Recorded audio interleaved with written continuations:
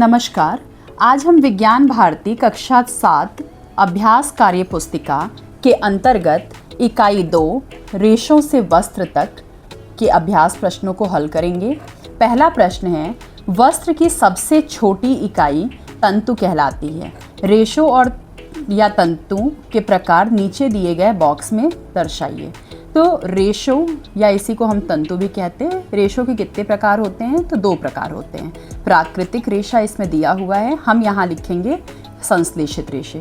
संश्लेषित रेशे को कृत्रिम रेशा भी कहा जाता है, क्योंकि ये रेशे मनुष्यों द्वारा रासायनिक पदार्थों की मदद से फैक्ट्रियों या प्रयोगशालाओं में बनाए जाते हैं।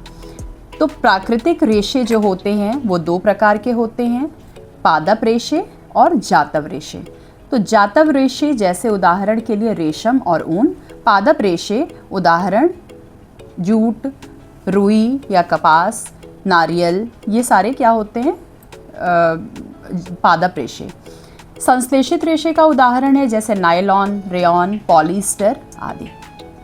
प्रश्न 2, जंतु और पादप रेशों के उदाहरण लिखिए। तो ये जो सर्कल दिया हुआ है इसके अंदर हमें 4 जंतु रेशे लिखने हैं, 4 जंतु रेशे और 4 पादप रेशे लिखने हैं। तो पहला है जंतुओं से प्राप्त रेशे। तो जंतुओं से प्राप्त रेशे ऊन जैसा कि हमें पता है कि ऊन भेड़ के फर से प्राप्त होता है। रेशम कीट से प्राप्त होता है।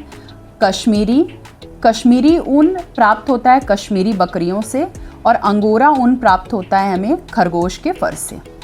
अगला है पादपों से प्राप्त रेशे। तो रुई ये कपास के बीज से प्राप्त होता है। जूट पटसन या सनई के तनों से प्राप्त होता है। फ्लैक्स अलसी या तीसी के तनों से प्राप्त होता है।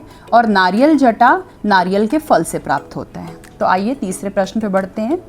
भेड़ के बाल से ऊन प्राप्त करने के निश्चित क्रम को बॉक्स में क्रम से भरिए। तो इसमें पहला चरण और आखिरी चरण दिया हुआ है, इसमें हमें बीच के चरणों को भरना है। तो चरण 1 में है भेड़ के बालों की कटाई, चरण 2 अभिमार्जन, चरण 3 छटाई। अगला चौथा और 5वां चरण मैंने एक ही बॉक्स में लिख दिया है। तो चौथा चरण है कताई और 5वां चरण है रंगाई, 6वां चरण है ऊनी धागे बनाना। तो हम अगले पेज पर आगे बढ़ते हैं। प्रश्न 4, नीचे दी गई सामग्रियों से प्राप्त होने वाले भाग से मिलान कीजिए। जैसे नारियल हमें नारियल के फल से प्राप्त होता है। कपास हमें कपास के बीजों से प्राप्त होता है। ऊन त्वचीय बाल से प्राप्त होता है। और जूट जो है पटसन के तनों से प्राप्त होता है। अगला प्रश्न है 5, निम्नलिखित सामग्रियों से बनने वाले 4 उत्पाद के नाम लिखिए। तो यहाँ 4 रेशे दिए हुए हैं, जैसे रेशम, जूट, ऊन और कपास। इनसे हम क्या क्या वस्तुएं बना सकते हैं?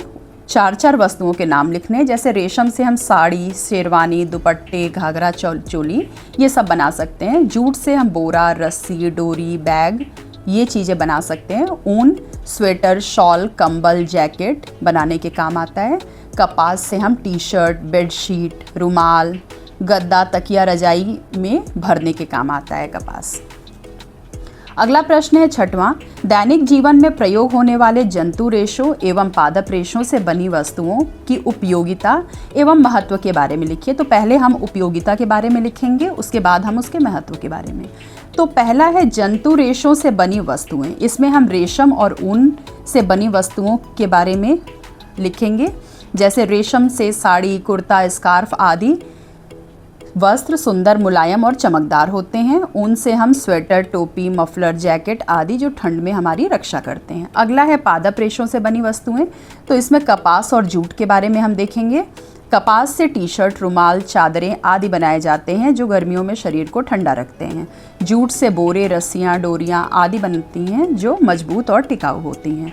तो इनके महत्व के बारे में जानते हैं, जंतु रेशे और पादप रेशों के। तो जंतु और पादप रेशों से बनी वस्तुएं सस्ती, टिकाऊ, पर्यावरण के अनुकूल होती हैं और हमारे दैनिक जीवन को आरामदायक बनाती हैं। इनका उपयोग हमें मौसम के अनुसार सुविधा और सुरक्षा प्रदान करता है। Thank you so much for watching.